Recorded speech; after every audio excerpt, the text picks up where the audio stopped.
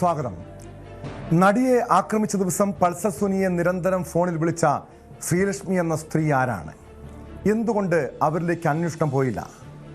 ആ സ്ത്രീയുടെ, അതായത് ശ്രീലക്ഷ്മിയുടെ മൊഴി എന്തുകൊണ്ടാണ് എടുക്കാതിരുന്നത്? പ്രോസിക്യൂഷനോട് കോടതി ചോദിച്ച ചോദ്യങ്ങളാണിത്.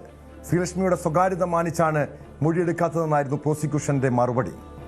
അതേസമയം നടി ആക്രമണ കേസിൽ അതിജീവിതയുടെ മൊഴിയിലും കോടതി അവിശ്വാസം പ്രകടിപ്പിച്ചു. ദിലീപ് ഭീഷണിപ്പെടുത്തിയെന്ന കാര്യം വിശ്വസിക്കാൻ കഴിയില്ലെന്നും ആരോപണം തെളിയിക്കാൻ കഴിഞ്ഞില്ലെന്നും ഉത്തരവിലുണ്ട്. കാവ്യയുമായുള്ള ബന്ധം മഞ്ജു വാര്യരോട് തിരുത്തി പറയണമെന്ന് ദിലീപ് ആവശ്യപ്പെട്ടുവെന്നും നിരസിനെ തുടർന്ന് ഭീഷണിപ്പെടുത്തിയെന്നുമായിരുന്നു നടിയുടെ മൊഴി. കേസിൽ ദിലീപിനെയും പൾസർ സുനിയെയും ബന്ധിപ്പിക്കുന്ന ഏഴ് ഗൂഢാലോചന വാദങ്ങളാണ് വിചാരണ കോടതി തെളിവില്ലെന്ന് പറഞ്ഞ് എഴുതി തള്ളിയത്. വിവരങ്ങളുമായി കൊച്ചിയിൽ നിന്ന് ആജ്ഞ രവീന്ദ്രൻ ചേരുന്നുണ്ട്. ആജ്ഞ, ഈ കോടതി വിധിയുടെ പകർപ്പ് പുറത്തു വരുമ്പോൾ കൂടുതൽ സംശയങ്ങൾ ഉയരുന്നു.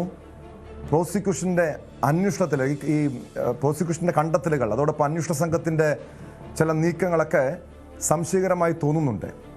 അതായത് ഇവിടെ ശ്രീലക്ഷ്മി എന്ന ഒരു സ്ത്രീയെക്കുറിച്ച് പരാമർശിക്കുന്നുണ്ട്. എന്തുകൊണ്ടാണ് ആ സ്ത്രീ, അതായത് പൾസർ സുനിയെ 6 തവണ നടി ആക്രമിക്കപ്പെട്ട ദിവസം വിളിച്ച ശ്രീലക്ഷ്മിയുടെ മൊഴി എന്തുകൊണ്ട് രേഖപ്പെടുത്തിയില്ല? എന്തുകൊണ്ട് അവരിലേക്ക് അന്വേഷണം നീങ്ങിയില്ല? തുടങ്ങിയ ചോദ്യങ്ങൾ കോടതി പ്രോസിക്യൂഷനോട് ഉന്നയിച്ചിരിക്കുന്നു. യഥാർത്ഥത്തിൽ ആരാണ് ശ്രീലക്ഷ്മി എന്ന സ്ത്രീ? എന്തുകൊണ്ട് അവരിലേക്ക് അന്വേഷണം നീങ്ങിയില്ല? എന്താണ് ഈ വിഷയത്തിൽ, ഈ ചോദ്യത്തിന് പ്രോസിക്യൂഷൻ നൽകിയ മറുപടി?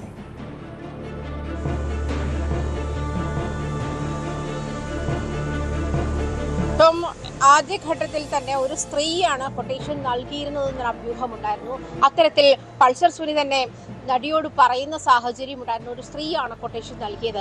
അങ്ങനെ ഒരു സാഹചര്യത്തിൽ പൾസർ സുനിയെ ആ ദിവസം, അതായത് ഈ 2017 ഫെബ്രുവരി 17 ഈ നടിയെ ആക്രമിക്കപ്പെട്ട ദിവസം നടിയോടൊപ്പം വാഹനത്തിൽ യാത്ര ചെയ്യുന്ന സമയത്ത്, അല്ലെങ്കിൽ ഈ പൾസർ സുനി കുറ്റകൃത്യം നടത്തുന്ന സമയത്ത് തന്നെ ഈ ശ്രീലക്ഷ്മി നിരന്തരം വിളിച്ചുകൊണ്ടിരുന്ന ഒരു സാഹചര്യമുണ്ട്.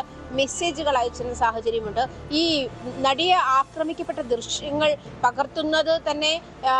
പകർത്തുന്നതിന് അരമണിക്കൂർ മുൻപ് വരെയും ഈ കമ്മ്യൂണിക്കേഷൻ ഉണ്ടായിരുന്നു എന്നുള്ളത് തന്നെയാണ് ഫോറൻസിക് റിപ്പോർട്ടുണ്ട്. അതുപോലെ തന്നെ ഈ കോൾ ഡാറ്റ റെക്കോർഡും, പൾസർ സുനിയുടെ കോൾ ഡാറ്റ റെക്കോർഡും അങ്ങനെ തന്നെയാണ്. ആ ഒരു സാഹചര്യത്തിൽ എന്തുകൊണ്ടാണ് ശ്രീലക്ഷ്മിയെ ഒരു ഘട്ടത്തിലും വിസ്തരിക്കാതിരുന്നത്, അല്ലെങ്കിൽ സാക്ഷി പട്ടികയിൽ ഉൾപ്പെടുത്താതിരുന്നത് എന്ന് കോടതി ചോദിക്കുന്ന ഒരു സാഹചര്യമുണ്ട്. ശ്രീലക്ഷ്മിയുടെ സ്വകാര്യത മാനിച്ച് എന്നാണ് SIT പറയുന്നതെങ്കിൽ പോലും ഈ പ്രത്യേകിച്ചും ഇങ്ങനെ വലിയ ഒരു ആരോപണം നിലനിൽക്കുന്ന ഘട്ടത്തിൽ ആ ദിവസം പൾസർ സുനിയെ ഏറ്റവും കൂടുതൽ വിളിച്ചിരുന്ന ആളെന്നുള്ള നിലയിൽ പൾസർ സുനിയുടെ കോൾ ഡീറ്റെയിൽസ് പരിശോധിക്കുമ്പോൾ ലഭിക്കുന്ന ആദ്യ വരുന്ന സസ്പെക്റ്റായി വരുന്ന ആളെന്നുള്ള നിലയിൽ എന്തുകൊണ്ടാണ് ശ്രീലക്ഷ്മിയെ അതിൽ ഉൾപ്പെടുത്താതിരുന്നത്? ഒരു പക്ഷേ ദിലീപും ഈ പൾസർ സുനിയും തമ്മിൽ ഉണ്ടായിരുന്നു എന്ന് പറയുന്ന ഗൂഢാലോചന തെളിയിക്കാൻ ഉതകുന്ന ഒരാളായിരുന്നില്ലേ ശ്രീലക്ഷ്മി എന്നും കോടതി ചോദിക്കുന്ന ഒരു സാഹചര്യമുണ്ടായി. 2 പ്രധാനപ്പെട്ട കാര്യങ്ങളാണ് ഇതുമായി ബന്ധപ്പെട്ട് ചോദിച്ചത്. ഒന്ന്, ടോം സൂചിപ്പിച്ചതുപോലെ ഈ ഒരു സ്ത്രീയാണ് ഈ കൊട്ടേഷൻ നൽകിയതെന്ന് നേരത്തെ പറഞ്ഞതുപോലെ ഒരു സ്ത്രീയാണ് കൊട്ടേഷൻ നൽകിയത് എന്ന് പറയുന്ന ഒരു സാഹചര്യത്തിൽ അത് എന്തുകൊണ്ട് അന്വേഷിച്ചില്ല? അതല്ലെങ്കിൽ ശ്രീലക്ഷ്മിയെ പറ്റി കൂടുതൽ എന്തുകൊണ്ട് അന്വേഷിച്ചില്ല? ശ്രീലക്ഷ്മിയുടെ കോൾ വിശദാംശങ്ങൾ പറയുമ്പോൾ തന്നെ ആ ദിവസം 7 കോളുകൾ, 6 മെസ്സേജുകൾ പൾസർ സുനിയുടെ ഫോണിലേക്ക് എത്തിയിട്ടുണ്ട്. ഈ അവസാന ഘട്ടത്തിൽ, അതായത് ഈ നടിയെ ആക്രമിക്കപ്പെടുന്ന ഘട്ടത്തിൽ തന്നെ ആ സമയവുമായി അടുത്ത് തന്നെ 6 കോളുകളാണ് എത്തിയിട്ടുള്ളത്. 7 മെസ്സേജുകൾ ശ്രീലക്ഷ്മി അയച്ചിട്ടുണ്ട്. അത് മാത്രമല്ല, പൾസർ സുനി ഒളിവിലായിരുന്ന ഘട്ടത്തിലും ശ്രീലക്ഷ്മിയുടെ ഫോണിൽ നിന്നും പൾസർ സുനിക്ക് കോളുകൾ വന്നിട്ടുണ്ട്. അതുപോലെ പൾസർ സുനി അറസ്റ്റിലായിരുന്ന ഘട്ടത്തിലും ശ്രീലക്ഷ്മിയുടെ ഫോണിൽ നിന്നും പൾസർ സുനിക്ക് കോളുകൾ വന്നിട്ടുണ്ട്. ഈ ഒരു സാഹചര്യം പരിശോധിക്കേണ്ടതല്ലേ? പരിശോധിച്ചിരുന്നോ?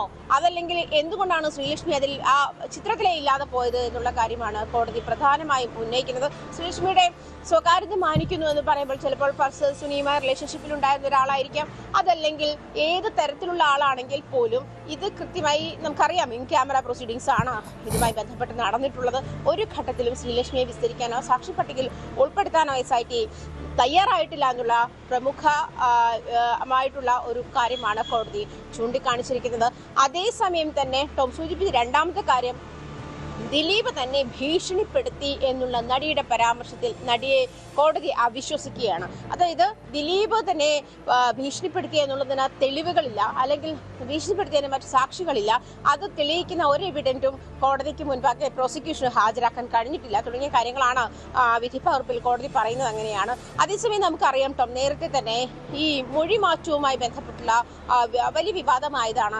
28ഓളം ആളുകൾ അന്വേഷണ സംഘത്തിന് മുൻപാകെ പറഞ്ഞ മൊഴിയല്ല കോടതിക്ക് മുൻപാകെ പറഞ്ഞത്. പ്രത്യേകിച്ചും അബാദ് പ്ലാസയിൽ വെച്ച് അമ്മയുടെ റിഹേഴ്സൽ ക്യാമ്പിൽ, ഈ കൊച്ചിയിലെ അബാദ് പ്ലാസയിൽ നടന്ന അമ്മയുടെ റിഹേഴ്സൽ ക്യാമ്പിൽ വെച്ച് ദിലീപ് ഈ നടിയുമായി വഴക്കിടുകയും വഴക്ക് അതിന്റെ മൂർധന്യാവസ്ഥയിലെത്തിയപ്പോൾ ദിലീപ് ഇവരെ ശത്രുതാ മനോഭാവത്തോടുകൂടി ഇവരെ പറ്റി പലരോടും പറയുന്ന സാഹചര്യം ഉണ്ടായിട്ടുണ്ട് എന്നുള്ള മൊഴികൾ എത്തിയിരുന്നു.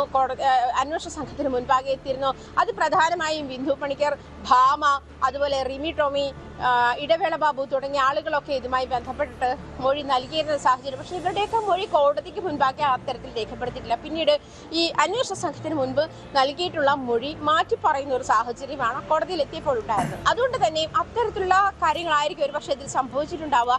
എന്തായാലും ദിലീപും നടിയെ ഭീഷണിപ്പെടുത്തി എന്നുള്ള കാര്യം തെളിവോ സഹിതം വ്യക്തമാക്കാൻ അല്ലെങ്കിൽ തെളിയിക്കാൻ പ്രോസിക്യൂഷന് കഴിഞ്ഞില്ല എന്നുള്ളതാണ്. പ്രധാനമായും ദിലീപിന്റെയും അതുപോലെ പൾസർ സുനിയുടെയും ഗൂഢാലോചന തെളിയിക്കാൻ പറ്റുന്ന ഒരു ടൂളായിരുന്നു ശ്രീലക്ഷ്മി എന്നും കോടതി ചോദിച്ചു. ആയിരുന്നില്ല, അതിൽ ക്ലാരിറ്റി വരുത്താനാകുമായിരുന്നില്ല. അല്ലെങ്കിൽ പ്രത്യേകിച്ചും ദിലീപ് അന്വേഷണ സംഘം വ്യക്തമാക്കുന്ന കാര്യം ആ ദിവസങ്ങളിൽ തന്നെ, അതായത് പൾസർ സുനിയുമായി ഫോണിൽ ബന്ധപ്പെട്ടു എന്ന് പറയുന്ന ശ്രീലക്ഷ്മിയെ 3 തവണ ചോദ്യം ചെയ്തിരുന്നു. അവരുടെ ഫോൺ പിടിച്ചെടുത്തിരുന്നു. പൾസർ സുനിയുമായി അടുത്ത ബന്ധമുള്ള സൗഹൃദമുള്ള വ്യക്തിയാണ് ശ്രീലക്ഷ്മി എന്നാണ് അന്വേഷണ സംഘത്തിൻ്റെ കണ്ടെത്തൽ. ഇത് ശ്രീലക്ഷ്മിയുടെ കുടുംബവും സ്ഥിരീകരിക്കുന്നുണ്ട്. അതുകൊണ്ടായിരിക്കാം ഒരു പക്ഷേ ഈ ഒരു കൊട്ടേഷനെ കുറിച്ച്, ഈ നടിയെ ഇതുപോലെ ആക്രമിക്കുന്നതിനെ കുറിച്ച് ശ്രീലക്ഷ്മിക്ക് അറിവുണ്ടായിരുന്നില്ല എന്ന് ശ്രീലക്ഷ്മി മൊഴി നൽകിയെന്നാണ്. അതായത് കോടതിയിലല്ല, അന്വേഷണ സംഘത്തിന് മൊഴി നൽകിയെന്നാണ് ഈ അന്വേഷണ സംഘം വ്യക്തമാക്കുന്ന കാര്യവും. അതുകൊണ്ട് തന്നെ ഈ ശ്രീലക്ഷ്മിയെ സംശയിക്കേണ്ട കാര്യമുണ്ട്. ഇവിടെ ഒരു പ്രധാനപ്പെട്ട ചോദ്യം ഉയരുന്നത്, ആരാണ് ആ മാഡം? ഒരു മാഡം നൽകിയ കൊട്ടേഷനാണിതെന്ന് പൾസർ സുനി ആക്രമിക്കപ്പെട്ട നടിയോട്, ആ അതിജീവിതയോട് പറഞ്ഞിരുന്നു എന്നാണ് മൊഴിയിലുള്ളത്. സ്വാഭാവികമായിട്ടും ഈ ശ്രീലക്ഷ്മി ആണോ ഈ മാഡം എന്നൊരു ചോദ്യം കോടതി ഉന്നയിക്കുന്ന ആ ചോദ്യങ്ങളിലുണ്ട്. അത്തരമൊരു സംശയമുണ്ട്. പക്ഷെ അതൊന്നുമല്ല, പൾസർ സുനിയുടെ ഒരു സുഹൃത്താണ്, അടുത്ത സുഹൃത്തായിരുന്നു ശ്രീലക്ഷ്മി എന്നാണ് വ്യക്തമാകുന്ന വിവരം. അങ്ങനെ തന്നെ കരുതിയാൽ മതിയോ അതോ ഈ ശ്രീലക്ഷ്മി ആരാണെന്ന ചോദ്യത്തിലേക്ക് വീണ്ടും ആ ഒരു തലങ്ങളിലേക്ക് അന്വേഷണം നീങ്ങേണ്ട കാര്യമുണ്ടോ? ആജ്ഞ.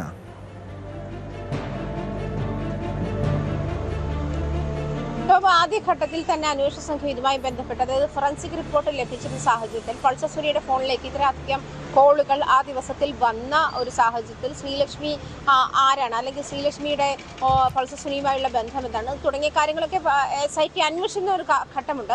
അതിനുശേഷമാണ് അവരുടെ സ്വകാര്യതയെ മാനിച്ചാണ് ശ്രീലക്ഷ്മി ഒഴിവാക്കുന്നത് എന്നുള്ള കാര്യം കോടതിയിൽ ഇവർ വ്യക്തമാക്കുന്ന ഒരു സാഹചര്യമുണ്ടായത്. പക്ഷെ കോടതി അതിൽ സംശയം ഉന്നയിക്കുകയാണ്, ശ്രീലക്ഷ്മി എന്തുകൊണ്ട് വിസ്തരിച്ചില്ല, അല്ലെങ്കിൽ ശ്രീലക്ഷ്മി എന്തുകൊണ്ട് സാക്ഷിപ്പട്ടികയിൽ ഉൾപ്പെടുത്തിയിട്ടില്ല. പ്രോസിക്യൂഷൻ വിറ്റ്നസ് ആയിരുന്നില്ല ശ്രീലക്ഷ്മി ഈ കേസ് കോടതിയിലെത്തുമ്പോൾ. അതെന്തുകൊണ്ടാണ് സംഭവിച്ചത്? പ്രധാനമായി ആ ദിവസത്തിൽ ഇവരുമായി, അതായത് പ്രതിയുമായി ഏറ്റവും അടുത്ത്, ഒന്നാം പ്രതിയുമായി ഏറ്റവും അടുത്ത് സമ്പർക്കം പുലർത്തിയിരുന്ന ഒരാളെന്നുള്ള നിലയിൽ അവർക്ക് എന്തെങ്കിലും പറയാനുണ്ടാകുമായിരുന്നില്ലേ? ഒരുപക്ഷെ അവരെ ചോദ്യം ചെയ്തിരുന്നെങ്കിൽ ദിലീപും പൾസർ സുനിയും തമ്മിൽ ഉണ്ടായിരുന്നു എന്ന് ആരോപിക്കപ്പെടുന്ന ഗൂഢാലോചന തെളിയിക്കാൻ കഴിയുമായിരുന്നില്ലേ? ഈ ടോം സൂചിപ്പിച്ചതുപോലെ ഈ മാഡം ആരാണ്? ഒരു സ്ത്രീ നൽകിയുള്ള കൊട്ടേഷനിലാണ് ഈ ബലാത്സംഗം നടക്കുന്നത് എന്ന് പൾസർ സുനി നടിയോട് പറഞ്ഞതായി തന്നെ നടി വ്യക്തമാക്കിയിട്ടുണ്ട്. ആ ഒരു ആൾ ആരാണ്, അല്ലെങ്കിൽ ഈ മാഡം ആരാണ് എന്നുള്ള ഒരു കാര്യവും അങ്ങേറ്റം സംശയം മുന്നിലിരിക്കുന്നത്. അത് കാവ്യ മാധവനാണോ, അതല്ലെങ്കിൽ മഞ്ജു വാര്യരാണോ തുടങ്ങി